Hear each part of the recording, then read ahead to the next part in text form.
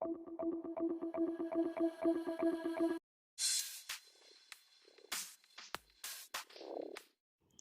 mga katatak trending, maligayang pagbabalik sa aking YouTube channel. Ito ang latest update ngayon sa mundo ng politika. Amy Marcos yari na, durog at pahiya. Tanggal na dapat sa pwesto. Ayon sa nakalap nating impormasyon na nanggaling mismo kay Kabunyog. Ayon sa kanya, palpak na naman ang mayorya ni Peter Alan Cayetano. Sunod-sunod di umano ang kapalpakan ng mayoryang ito. Samantala, pahiya naman si Amy Marcos at durog na durog. Ayon rito ay napilitan di umano si Amy Marcos na bawiin ang kanyang audio-video presentation dahil ayon rito na pag-alaman na nagkalat pala ng maling impormasyon si Amy Marcos. Kaya naman hindi na nakapagpigil pa ang minorya at binanatan si Senator Amy Marcos, lalo na si Senator Mig Zubiri na sumabog pa sa galit. Pahayag ni Senator Mig Zubiri, huwag naman ganyan, masyado na naman kasing garapal ang ginawa ni Amy Marcos. Mismo nga si Amy Marcos ay hindi na kayang ipagtanggol ang kanyang ginawa, kaya hindi na nakayanan ang sobrang kahiyan at napilitan itong bawiin ang kanyang audio-video presentation kahapon. Talagang hindi nga nasikmura ni Mig Zubiri ang ginawa ni Amy Marcos. At napakunot ang noo at tila masusuka si Mig Zubiri sa ginawa ni Amy.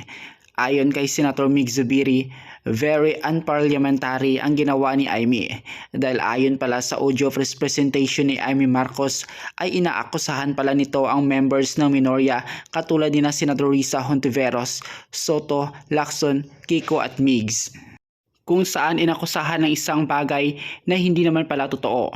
Tinawag pa ni Senator Mig Zubiri na propaganda ang presentation ni Amy Marcos. Kumbaga hindi maganda sa loob ng Senado na magbigay ng privilege speech na propaganda ang layunin nito. Kaya dinurog ng masyado ni Senator Mig Zubiri si Amy Marcos at tinawag na garapal. Saad pa ni Senator Mig Zubiri, kung galit ka sa kapatid mo, siya ang murahin mo, huwag kami mga senador. Talagang garapala na di umano si Amy Marcos at tila binabastos niya ang administrasyong Marcos. Wala na di umano siyang respeto sa Senado at sa kanyang kapatid na si PBBM. Tila kinalimutan niya ang dugong Marcos nito para ipagtanggol ang mga Duterte at sa kanyang sariling interes lamang. Talaga namang pinatamaan ni Amy Marcos si PBBM sa kanyang speech, kung saan binanggit niya ang charter change o tinawag niyang Chacha kasi nga usap-usapan na planong huwag bumaba sa pwesto ni PBBM at magkaroon ng term extension at no election sa 2028. Kaya naman inakusahan niya ang minorya na di umano may planong makipagsabuatan ang mga ito sa Kongreso na alisin ang term limit para magkaroon ng term extension at walang election sa 2028 para ang gobyerno ng kanyang kapatid ay magtuloy-tuloy. At ayon nga sa akusasyon ni Amy, kaya naman umangal ang minorya sa fake propaganda ni Amy Marcos at wala nang nagawa si Amy Marcos rito, kaya agad na pinatanggal ito sa records. Grabe na di umano ang garapal ni Senator Amy Marcos at talaga namang panggulo at paninira ang ginawa niya sa Senado. Senador pa naman, ngunit ang ginawa nito ay hindi na ayon sa batas, kundi gagawin ang lahat para sa sariling interes.